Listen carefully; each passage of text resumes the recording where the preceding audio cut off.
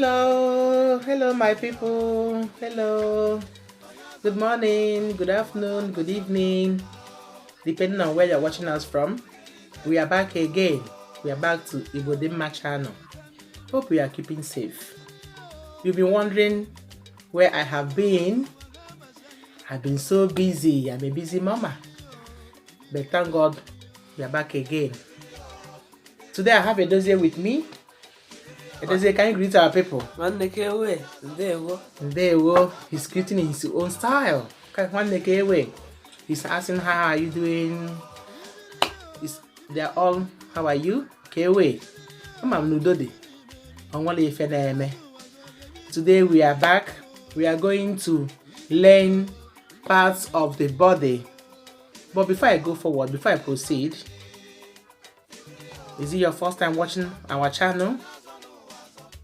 Why not subscribe? Subscribe to our channel and press the button under. Ole you get press. Subscribe. No when call happy. Can you remember? Also give ya the mberimba. Isi ya me gini? Bia the mberimba bell. Bia the mberimba bell. Ole otu oge si kwa ya. Bakam. So call the bell, my people. Press the button, okay? Subscribe to your people's channel, okay? So we can be growing with happiness, all right? So today we are going to learn parts of the body, okay? Edozie is going to teach us today. Edozie, make sure you raise your voice so our people can hear you, all right? You see how mommy's voice is. So bonito lugelu, okay?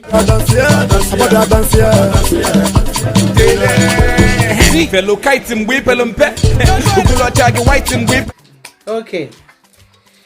How do you say hair? In Igbo. How do you say hair in Igbo? Ntutu isi is your hair. Ntutu isi. Okay? How do you say head? Isi. How do you say face? Ihu. Your face is ihu. How do you say forehead? Eze ihu. Your forehead is eze ihu. How do you say eyebrows? Ikuanya. You can also hear nkuanya. They are same. Nkuanya. How do you say eyelashes? Mbubere anya. How do you say nose? Imi. Your nose is imi. How do you say cheeks? Nti. You know when you slap people, you slap on their cheeks. Nti, cheeks. How do you say lips? Ebubere ọnụ. Lips. Ebubere ọnụ. How do you say mouth? Ọnụ. Mouth. Ọnụ. How do you say teeth? Your teeth. Eze. You know you laugh with your teeth. Eze. The white thing in your mouth is teeth. Eze. How do you say gum? Anyoro. Where the teeth grows from. The red one on top. Anyoro. Where the teeth grows from. How do you say tongue? Ire. You know you talk with tongue. Ire. You lick ice cream with your tongue. How do you say jaw? Agba. Jaw. Agba. How do you say ear? Nti. Where you put your earrings. Nti. You know we have nti. But the other one, the nti has one dot on it. While nti has two dots. One on top, one down. How do you say neck? Olu. You know, you put your jewelries on your neck. Olu. How do you say shoulder? Ubu. Ubu. Some people say uvu. Depends on your dialect. Uvu. How do you say chest? Obi. Obi. How do you say breast? Ara. Breast is ara. How do you say nipple? How do you say nipple? Nipple is ọnụ ara. Ọnụ ara. How do you say hand? Aka. Aka. How do you say elbow? Ikpere aka. Ikpere aka. How do you say palm? Ọba aka. Your palm is ọba aka. How do you say wrist? Njikọ aka. Your wrist where you put your watch. Njikọ aka. How do you say fingers? Mkpụrụ aka. Mkpụrụ aka. You can also hear mkpịsị aka. Mkpịsị aka. It depends on the dialect. Our dialect, my local dialect, we say mkpụrụ aka. Some Igbo people, they say mkpịsị aka. Okay?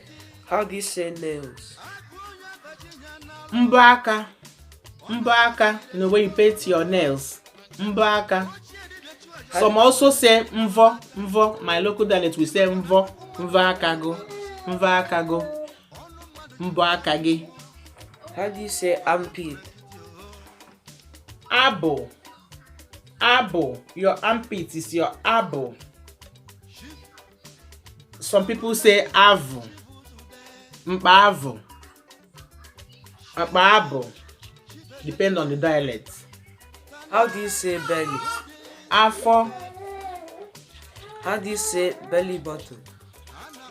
Otubo. Otubo. Belly button. Belly button. Otubo. How do you say lungs? Ngogo. Ngogo. Your lungs is ngogo. Here, where you breathe. When the air passes through your nose, it goes to the lungs. How do you say waist? Waist or hip, we call them uku. Uku, you know where you belt your trousers or your skirt, where you put your belt. Waist, uku. How do you say buttocks? Ike, buttocks is ike. Where you sit, when you sit down, you sit with your buttocks. Okay. How do you say thigh? Apatoku, you know your thigh. Apatoku, apatoku. How do you say legs? Oku, oku. Your legs is oku. How do you say knees? Ikpere oku. Ikpere oku. When you kneel down, you kneel on your knees. On your knees. You kneel down with your knees. How do you say toes? Mkpụrụ ụkwụ. Mkpụrụ ụkwụ. You know we have fingers. The same we have on our toes. Toes. Mkpụrụ ụkwụ. How do you say foot? Ikere ụkwụ. Ikere ụkwụ. Some people say also ichirime ala ọkpa or ichirime ala ụkwụ. My local language you say ichirime ala ọkpa. Some people say ichirime ala ụkwụ or ikere ụkwụ. Okay? Ụkwụ ọkpa, they are the same. Okay. Hope you learned something today, my people. Hope you learned something. Please keep practicing. Keep practicing because practice makes perfect. Also, subscribe to our channel. If you haven't done so, subscribe to our channel. See you on next video. Bye.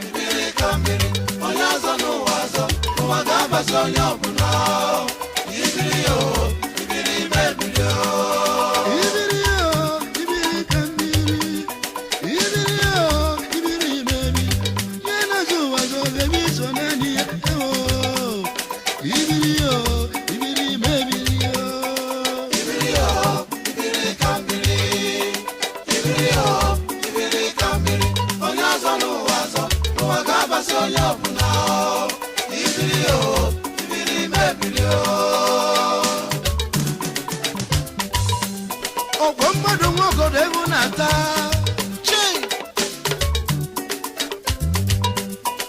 okwu na mogodo adịrọ mma igba ọtọ mancha